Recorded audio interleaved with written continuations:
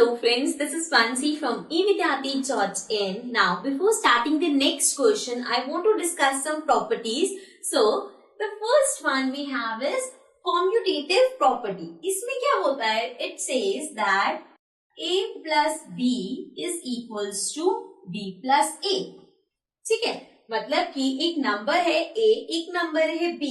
So आप a plus b करो या b plus a करो, एक ही बात है. Let's see how. I'll take an example. Let's suppose मैं दो numbers ले रही हूँ 4 and 2. ठीक है, so 4 plus 2 is 6. और अगर मैं पहले 2 को लिख दूं और फिर 4 को लिखूं, so 4 plus 2 या 2 plus 4 is again 6. ठीक है, तो इस प्रॉपर्टी के अकॉर्डिंग आप नंबर्स को किसी भी ऑर्डर में ऐड कर सकते हो. सिमिलरली अगर हम इंटीजर्स भी लेते हैं, लेट्स सपोज नेगेटिव नंबर लेते हैं, सो a मैंने ले लिया -2, b ले लिया -4. ठीक है, अब मैं इसे ऐड करूं तो -2 प्लस -4 ऐसे ही होगा. सो this will B -2 -4 minus minus plus this will become -6. Right, अब इसका अगर मैं ऑर्डर चेंज कर दूं, -4 पहले ले हम, तो ये हो जाएगा -4 plus -2. Right, so this will be -4 -2 minus minus plus this will become -6. so यहाँ पे भी -6 आया, यहाँ पे भी -6 आया. मीन्स मैं a को पहले लूं या b को पहले लूं, एडिशन में सेम है. लेकिन this doesn't work with subtraction. अब अगर मैं इसी को सब्ट्रैक्शन की तरह लूं कि a minus b should be equal to b minus a, so वो नहीं होगा. लेट्स सपोज सेम नंबर्स लेते हैं, a हमारा 4 है और b 2 है. ठीक है, so 4 minus 2 is 2, but 2 minus 4 will be -2. So these are not equal. Similarly, अगर आप नेगेटिव नंबर्स भी लेते हो तब भी वो सब्ट्रैक्शन में वर्क नहीं करेगा. सेम हम लेते हैं -2 -4, so -2 -4 सब्ट्रैक्शन में करके देख रहे हैं हम. So you get -2 plus 4 plus minus 4 minus 2 is 2. Similarly अब b को एक ही जगह रखते हैं, तो ये हो गया -4 -2. Right, so -4 plus 2 plus minus this will come 2 but negative. So ये पॉजिटिव 2 है और ये -2 है. राइट, सो मीन्स कि ये जो क्यूमुलेटिव प्रॉपर्टी है ये हमारी सब्ट्रैक्शन के साथ वर्क नहीं करती. This means it applies only on a plus b is equals to b plus a. अब आ जाते हैं सेकेंड प्रॉपर्टी पे, that is associative property.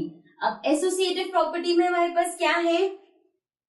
It says अगर आपके पास 3 नंबर्स हैं, let's suppose a b c, ये 3 नंबर्स हैं और हम कर रहे हैं a plus b plus c add कर रहे हैं. So this will be equal to, अब आप मान लो आपके पास ये नंबर है और आपने इसे ऐड किया, पहले आपने a और b को ऐड कर दिया, फिर जो आया उसमें c ऐड कर दिया.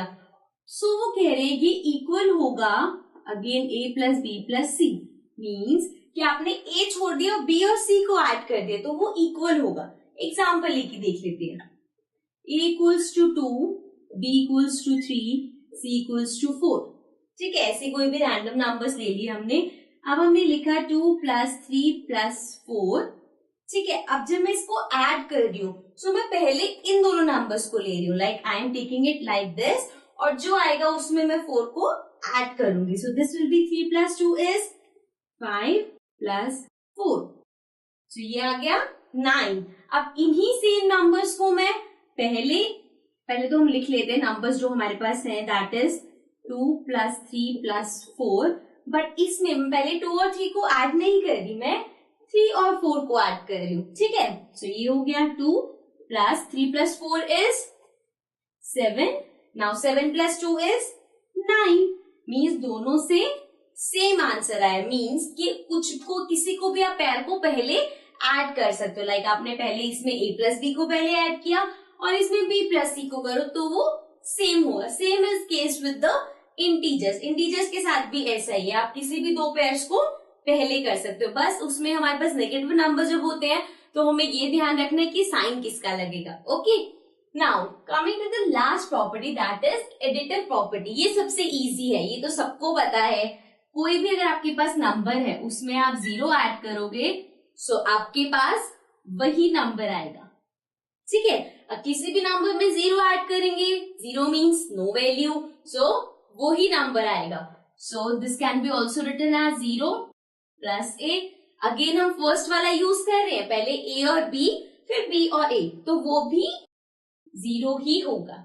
Fine, so these are some properties that we will use in the next question. So let's start.